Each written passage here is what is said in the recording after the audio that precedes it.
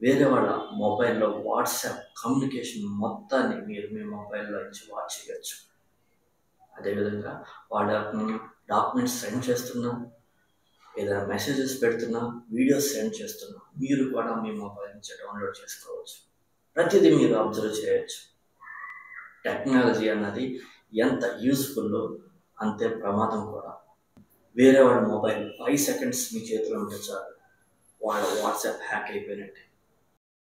First మీ మొబైల్లో Google chrome open చేయండి. Open చేసి సెర్చ్లో web.whatsapp అని సెర్చ్ చేస్తే మనకి ఈ విధంగా URL వస్తుంది. దీన్ని క్లిక్ చేయండి. రైట్ సైడ్ 3 డాట్స్ కనిపిస్తుంది కదా, దాని మీద క్లిక్ చేస్తే మల్టిపుల్ ఆప్షన్స్ డిస్ప్లే అవుతాయి. వాటిలో డెస్క్టాప్ సైట్ అనే దాన్ని సెలెక్ట్ చేసుకోండి. క్యూఆర్ కోడ్ అన్నది లోడ్ అవుతుంది. డిస్ప్లే అయిన తర్వాత వేరే వాళ్ళ మొబైల్ తీసుకోండి. వేరే వాళ్ళ మొబైల్ తీసుకుని వాట్సాప్ ఓపెన్ చేసి రైట్ సైడ్ 3 డాట్స్ కనిపిస్తుంది కదా, దాని మీద క్లిక్ చేస్తే మనకి లింక్ టు డివైజెస్ అని ఆప్షన్ కనిపిస్తుంది. దాని మీద క్లిక్ చేయండి.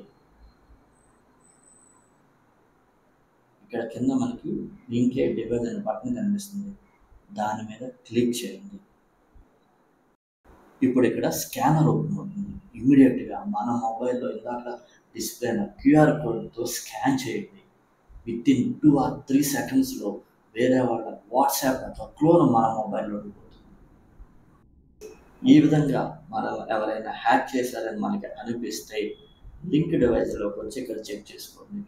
ఏదైనా బ్రౌజర్స్ ఇక్కడ మనకి డిస్ప్లే చేస్తే వాటి మీద లాంగ్ ప్రెస్ చేసి లాగ్అవుట్ అవ్వండి. ఆటోమేటిక్గా అవతల వాళ్ళ బ్రౌజర్ నుంచి మనము మన వాట్సాప్ని లాగ్అవుట్ చేయొచ్చు.